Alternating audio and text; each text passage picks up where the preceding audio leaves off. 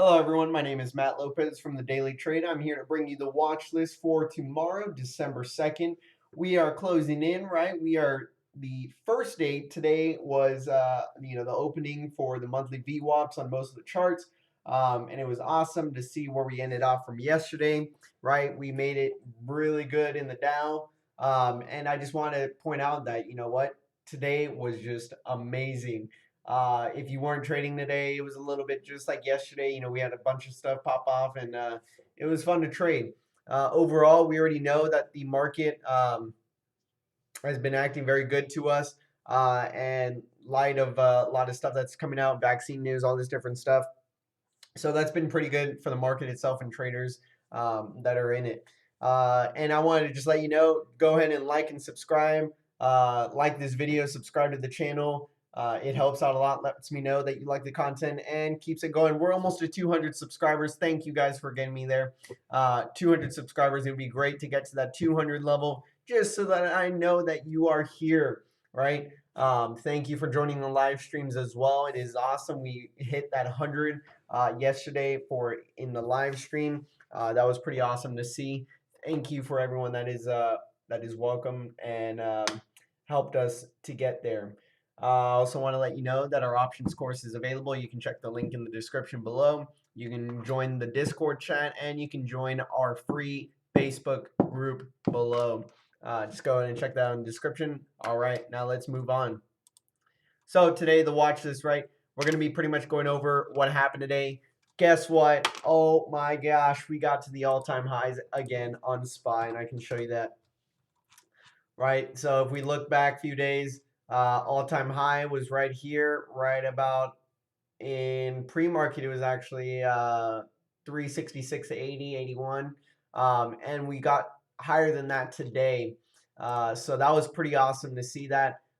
Seeing that SPY is making those new all-time highs. A lot of people thought it was going to dump. There's a lot of stuff and speculation into leading into a dump, right? The only thing that we were missing was passing this right here. So if we went below there, then yes, we would have dumped. Just seeing that, the continuation of it. But the only thing that was holding us up was this channel here. So seeing that is, I mean, just looking at it, that is a bullish. That's a bullish trend right there. So that was awesome to see it finally break out today, finally picking its direction and knowing where we're going to go. We're going to continue higher. We're going to continue lower. And that was the question that a lot of us have been having, right? Same thing as right here. You can see that we had the demand zone and the supply zones, right? We had the supply zone, the demand zone. And you're pretty much seeing, what the market has had for the past, few months, right? As well as here bouncing up and down, bouncing up and down. A lot of people are speculating that, a lot of people were speculating that we were going to, end up just bouncing around here. And so seeing this continuation, this is pretty awesome. And that's what a lot of people were looking forward to. And to start off the month, just in general, right? End off 2020 in a good note instead of, pretty much being down for the whole year. So good job, SPY. We made it, right? And that was just pretty much a lot of the stuff that really needed to be shown is just, SPY reaching that all-time high. There were a few movers, right? We had, and I'll go over those in a little bit after we cover our December 2nd X dates, right? We have our dividends, and I talked about this yesterday. It's going to be covered in the watch list just because guess what? People like to make that passive income.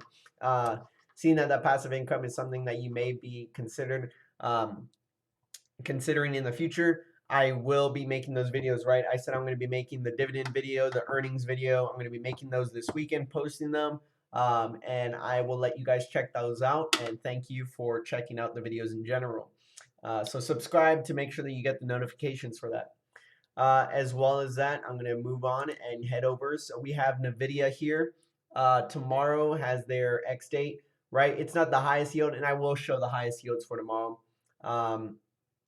But we do have the NVIDIA. So these are the top ones that you might know. NVIDIA, Bank of America. I'm buying more Bank of America for that X date.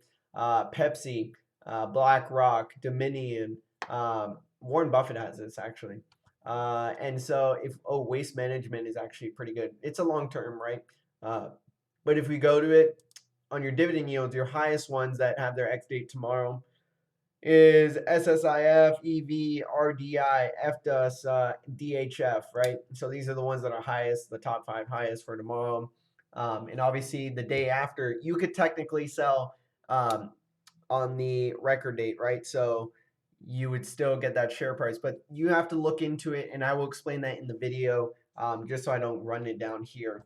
Oh, Navion. If you guys don't know, Navion is actually a good one to trade sometimes, and if you do expect the long-term potential of loans and loans in this country to increase, Navion is a student loan, I believe, is a student loan corporation, kind of like Discover Financial Services has their own private one. Navion is one, but they are federal, so they actually give out to federal loans. Let's see. So that was pretty much the dividends for tomorrow that you want to be paying attention to and buying into before the record date on the next day. So pretty much earnings today, right? A lot of people were paying attention to Salesforce. Obviously, there was a lot of stuff, to note for Salesforce. And let me pull that up real quick. So Salesforce ended up being down after hours, even though beating their quarter, and it had a strong outlook. Yet the only thing that really brought them down was actually news that we already knew, was that Salesforce was acquiring Slack, which is work in the market, WORK.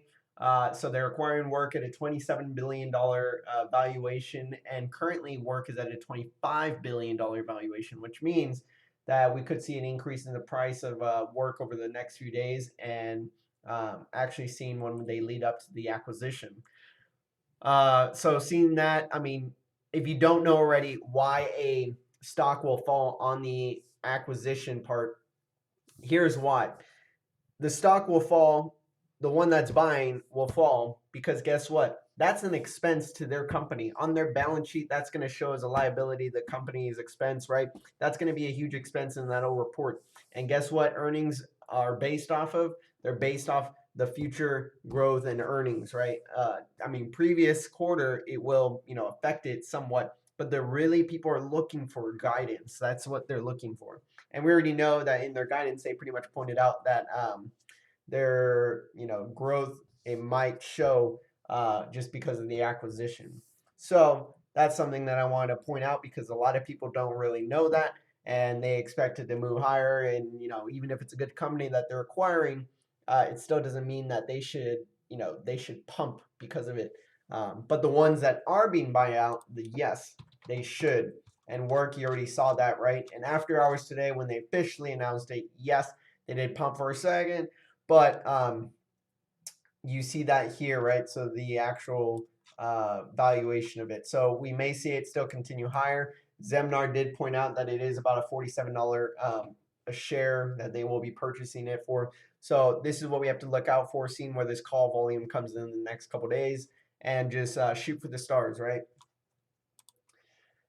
And what's next in the market? So the rest of the week, major things that we have to pay attention to. Obviously, the vote on the weed stocks. We're pretty much going to be paying attention to what legislation, what the legislators are actually going to go out and vote on, and that's pretty much the legalization or getting rid of the prohibition on federal marijuana, right? So you can't, obviously, let's say you're in the military, right? You can't be using marijuana because that is a federal rule.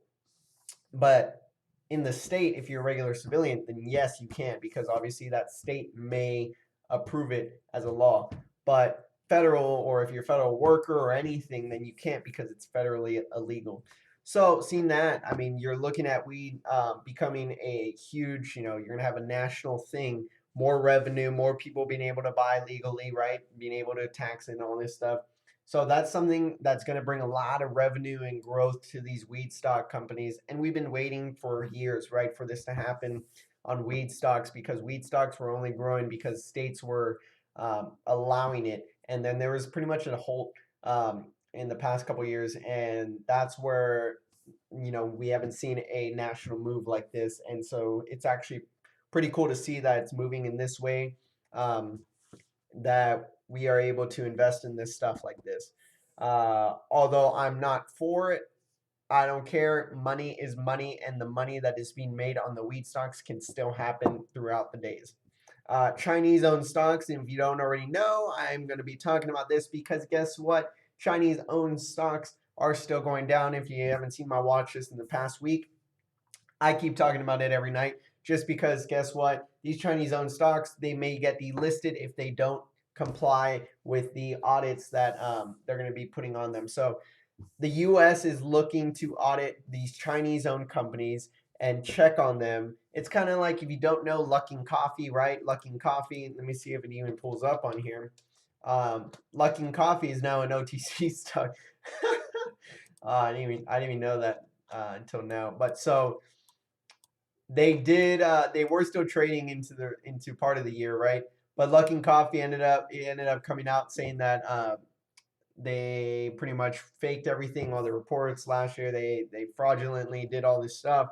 And 2019 was a good year, right? You had this $19 all the way up to about 47, 49. And it pumped all the way through. And then boom, right? $26 overnight to $5. And guess what? That's because the report came out saying that they pretty much show that there was fraud and all this stuff. So seeing that I mean, this may be some truth with other companies. You might see Baba, you might say Neo, you might say XPV.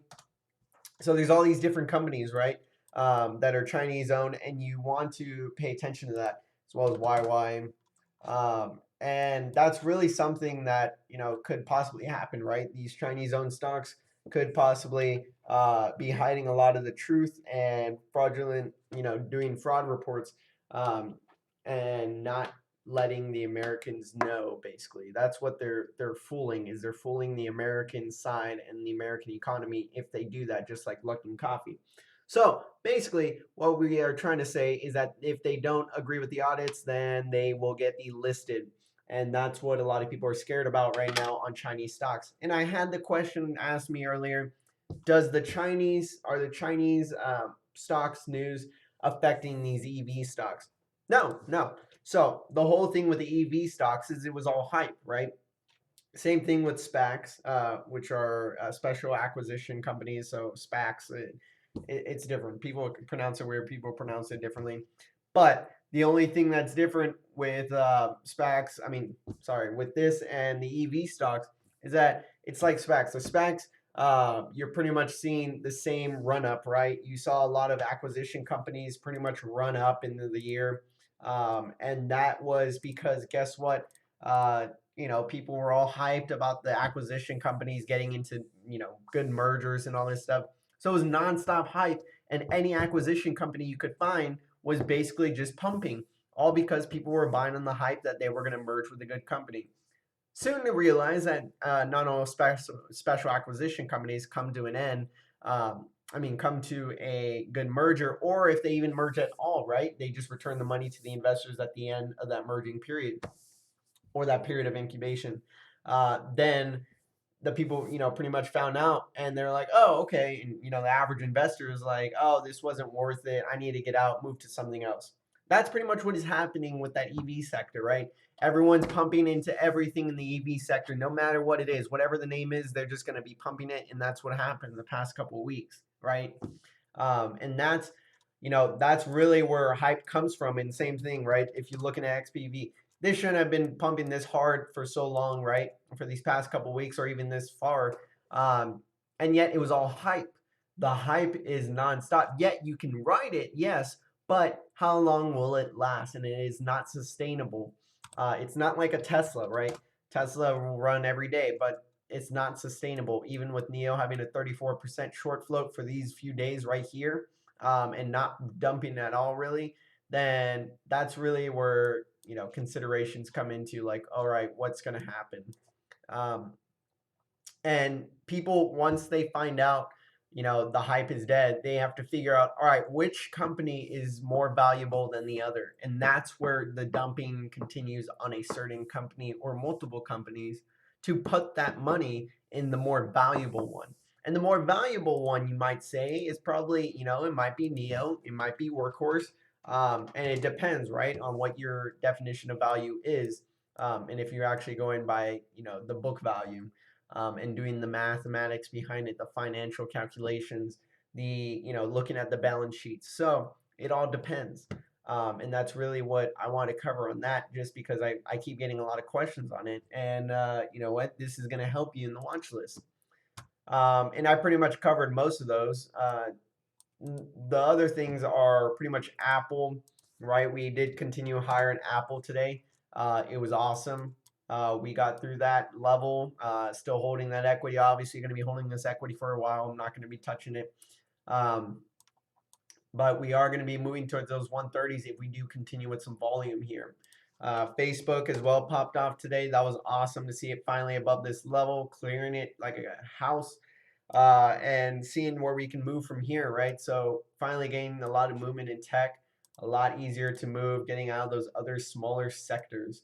Same thing as Netflix. We got that move in Netflix we wanted today, as we talked about in the watch list in the past couple days, right? If you didn't know, we were talking about this area right here, seeing the volume profile, holding it down for the past few days.